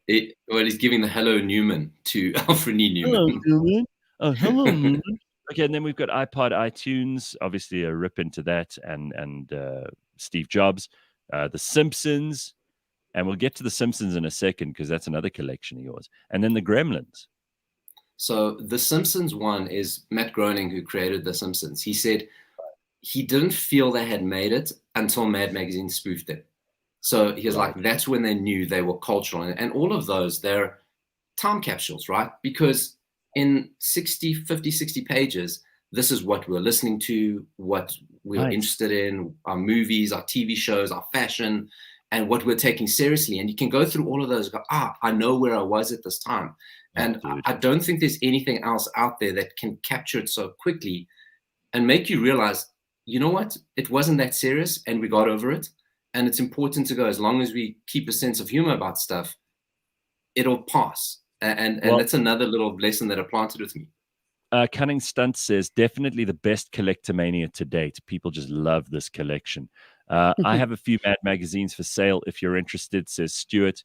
There are lots of people who just love this. So, Paulo, I mean, here's a question. When did they stop and why did they stop with Mad magazines? Do you know? Yeah, so South Africa stopped printing in 2009. And that's sort of where my collection actually starts stuttering. They stopped fully in 2018 because they just couldn't afford to run it anymore. They sold out to Warner Brothers, who tried to move them over from New York to LA. That didn't work. But the big problem with Mad, and just to answer the question, they stopped publishing in 2018, new editions. Then they started doing like quarterlies and special editions. They still do a magazine now, but it's a compilation. So they will have themes, and then they go back to the 70s and 60s and get articles and their best stories from the years and give you like a periodical. So the last one they did was kind of a Halloween one. So it was in October, and they went back to the 70s to get all their great like Halloween content. The next one is a Batman one. And I think they're going to do a spoof of the new Batman movie for that one, but as well as all the old Batman stuff. So that's what they still print now. They're online. They never adapted well to that. And the crazy thing with them is that there was never, I mean, the usual gang of idiots, as you mentioned, those guys were writing mad up until in their 80s. They never brought in much new talent, right? So here and then they'd bring people in to, you know, just keep on trend. But what happened is Mad Magazine inspired so many people who you go from anyone from Saturday Night Live to Seinfeld to In Living Color, Simpsons, Family Guy, The Onion, Funny or Die. Everybody goes, we loved Mad Magazine. We created our own version, but they also created it more friendly for modern media consumption, where Mad Magazine just never successfully made that transition. So these people parodied Mad so well, they were producing Mad type content, but in, you know, more consumable modern media. And I think they just couldn't keep up because they never took on advertisers. And rightly, they said, how can we go make fun of Coke and then ask Coke for money, you know? So they never, there were periods, but they never like actively took on advertisers, and they just couldn't keep up with it. So, you know, like all print, unfortunately, I'm glad they didn't disappear because they were canceled. It's just economics, you know? Well, I love the story that they were bought up by Warner Brothers, and of course, when these big corporations take over these genius creative outfits, they always screw them up because the bean counters come in and they try to justify the purchase. And also, Mad Magazine never sold out, as you say. They never sold out. They were always there as a time capsule and almost like the hilarious, humorous conscience of what was going on in politics and society and entertainment. Oh man, you've made me feel very nostalgic with all these Mad magazines. I absolutely love it. And one of my favorite ones too on Collectomania. And we've had a couple of really interesting people on here. All right, but let's also just talk about your Simpsons collection, because you love the Simpsons. There's so many seasons of that show. It just continues to be this incredible. I mean, we always joke about how the Simpsons has predicted everything, including coronavirus, right? But you're a massive Simpsons fan. So what kind of stuff have you found of the Simpsons? So Simpsons is like, it's more like a in my head collection. And over the years, I've tried to grab as much, and things disappear. There's a weird thing that Simpsons merch was never big in South Africa for whatever reason. I don't know why. Like, I know a lot of my stuff, people will go to Australia and bring me stuff, was massive there. But yeah, I don't know, it just never really resonated. So, I mean, my stuff is like small and sporadic. I mean, I also collect Lego minifigures, those little weird yellow guys. But what's the stat? I think there's double the amount of minifigures in the world than there are people. So they're the biggest population on Earth, right? So Simpsons bought out, the Lego bought out the range of Simpson characters on those. So obviously I was obsessed and had to get all of those. And then I was collecting the Simpsons DVD box sets for a while. Let me tell you, early 2000s buying off eBay in South Africa was quite a story, and probably the most expensive single purchase I've ever made of a DVD. Yeah, and also to get them here, right? Because then you pay huge customs, and then you hope that they get through the post office, or if you've got a courier, that the courier knows where to take them. It's hard. It's tough stuff. If you're a serious collector, these are major obstacles. Yeah, it was low level, like narco trafficking. I mean, I think it would have been easier to get coke in, let's be honest. So that's like a little bit of my collection. I had a 6-pack of Duff beer, right? And oh wow, it was apparently it was real Duff beer, but I left it. Obviously, never going to drink it. They all just disappeared over the years. The liquid just disappeared, so evaporated. So I don't know if it was actual beer or. Oh wow. Yeah, but that's like a little card container. But the DVDs, right? So I was collecting each season on DVD up until season 15. Then it became hard because then I think it just became expensive and they just stopped putting them out. But I think they screwed their own pooch in that one, because you see that end one there, that's kind of like a different box, right? So it was a lot more expensive, and it was characters. So I think they went from 15 to 18 or 19 with the characters kind of having this weird 3D pop out. Like, you remember going to like old granny's house, they always had in Catholic house there the Jesus that was like out like that. So they had like that of the Simpsons, right? But the problem was it was super expensive, almost double the price of the normal boxes, which are beautiful, right? Each one of those boxes comes with a little booklet. It's 4 or 5 DVDs. There's like little stories inside. So they're really well crafted. They fold out. They're beautiful pieces. But when they made that crazy one that pops out, you couldn't store it anywhere. So people are like, what the hell are we supposed to do? Like, it doesn't stack. It doesn't fold. It's a mess. And that kind of started killing it. I mean, Simpsons on season 33, but the furthest I can find on DVDs, I think, is season 20. But it's hard. It's hard to get, and they're like limited prints and things like that. But those are just a couple of the ones that I threw in there because I know there is a Simpson connection to it. But listen, I'm one of those idiots. So I'm looking at the little Lego guys in the front there because I love this. So we got Homer and we've got Marge and we've got Lisa and Maggie and Bart, and then we've got who else is there? We've got So I'm missing Bart, and you can't find him. He is like that. You can't. That's gold. You cannot find him. Really? But so that's Bart's best friend. Mr. Burns. So I recognize Mr. Burns. Apu Nahasapima Petalon. I see Krusty the Clown. I see Ned Flanders, Groundsman Willie. Yep. Who else have we got there? There's the Doctor, Dr. Hibbert. Professor Fink, Dr. Hibbert. There's Hans Mormon in there. And then there's Chief Wiggum, comic book guy, Santa's little helper. This is so great. So God, I've got those minifigures. I've got they're all behind me there, but I've got DC superheroes. I've got so cool. So I don't know. I'm a grown man who likes collecting little yellow people. I don't know what this is about me. What's the difference? So you, if you were a billionaire, you'd be buying, Picasso artworks. This is what you collect. It's the same. I really do believe collectors. It's a gene. Some of us just have this gene. We want to collect things, and you collect whatever you love. The Simpsons and Mad Magazine. I think this is amazing. See, you and I can talk about this for years. I know, and I think what the similar thing is. I think I'm sure with you, so many of your references in life came from these two silly things. Oh, hell yes. It has to be. And people will say, oh, Mad Magazine was better when I was young, or The Simpsons were better when I was young. It's like, no, it's still good. It just made more sense to you then because it was your time. It was you discovering the world, and they were helping you discover it. They're still excellent. It's just, it's moved from you. It's for somebody else now. So let them have it. Well, while we're talking about The Simpsons, and since this is something that we do with Collectomania, we have been working with the Coin Shop and the South African Gold Coin Exchange. Take a look at this, Paulo. They have got a Homer Simpson gold coin, and this is for real. This is absolutely incredible. I thought you might like this. Just so that you know, the Perth Mint released the Homer Simpson 2020 1-ounce gold coin as an extremely limited edition. There are only 5,000 coins minted. It makes it the highly collectible and one of the most sought-after coins. This coin is currently sold out, and the coin currently depicts the iconic catchphrase of Homer Simpson's "Dough," together with a half-eaten sprinkled glazed donut. Isn't that awesome? No, it's phenomenal. Don't you love that? So these are actual gold coins they made. So on one side, it's got the Queen.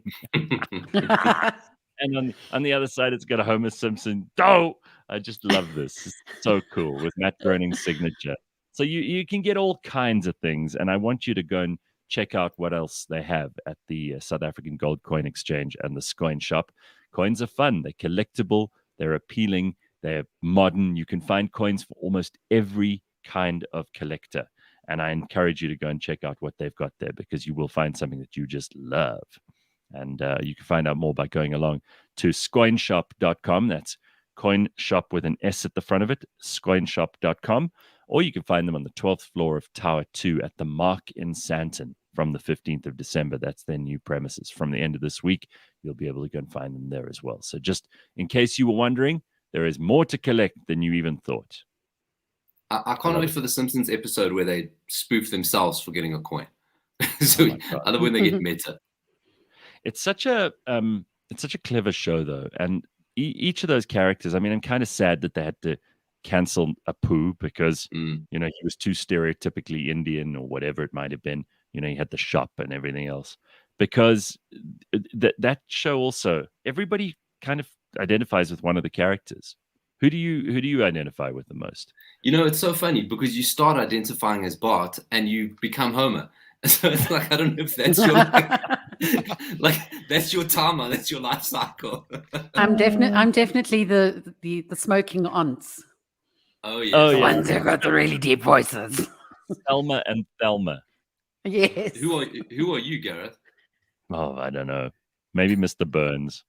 I sometimes find myself, because I've got a friend called Alex, and he and I often joke because he was a big Simpsons fan too, and he goes excellent whenever something really, really good happens, or if I make a good suggestion.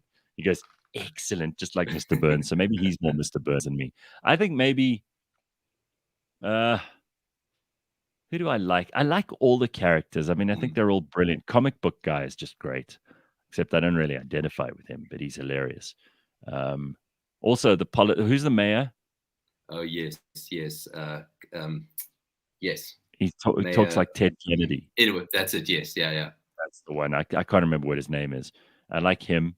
Quimby. Mayor Quimby. Mayor Quimby. People of what's the place? Springfield. We are gathered here to vote for me in this election at City Hall. That kind of thing. And they were so clever. Every episode of that show is just amazing. How about you, Mbulelo? Are you a fan? Big time. But Bart, absolutely. Like I like a bit of rabble rousing. So, but Bart Simpson, just all timer from the beginning. And he's also got like that edge to make to bully his friends a little bit. I kind of like that. I love that. I love that about Bart Simpson.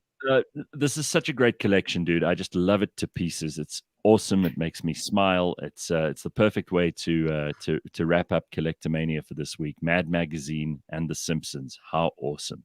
And if you want to know more, you can also get hold of the Scoin Shop to find your own collectible. Go along and get that ASAP. It's also a nice idea for Christmas. And are you missing, besides the Bart Lego Man, are you missing anything that you really want for Christmas in your collection? So, like, I'm really easy. So if somebody, here's a hint to any of my family listening. I found a secret stash at Emmarentia Botanical Gardens. There's this weird little shop on the corner that he has Mad magazines, right? And I saw a couple of there that I don't have. So anybody that knows me, just pop in there. There's some American prints in there. Go in and grab that. Anything. I'll take anything at this point. And anyone's selling, because I know after this, people always pop up. Oh, my parents are moving our family house. I found some old ones, and I've got this. Get in touch with me. I'll take them. I'll take anything off. Yeah, you'll take them off you. Yeah, there we go. I love it. All right, that is Collectomania for this week. Paulo Dias, thanks so much, dude. It's good to see you. And you can catch more of Paulo on the MKT show and on that 80s show, and find out more about his interests. I mean, listen, this all comes together. Mad Magazine, The Simpsons, the 80s show, the MKT show. It all sounds good. Lovely to have you on.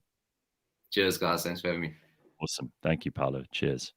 And that is a wrap on today. We will see you tomorrow morning at 6 a.m., bright and early. Have an excellent day in the company of CliffCentral.com or any other great podcasts which you can find, including all of our series that are on the go at the moment. Collectomania brought to you by the South African Gold Coin Exchange and the Scoin Shop.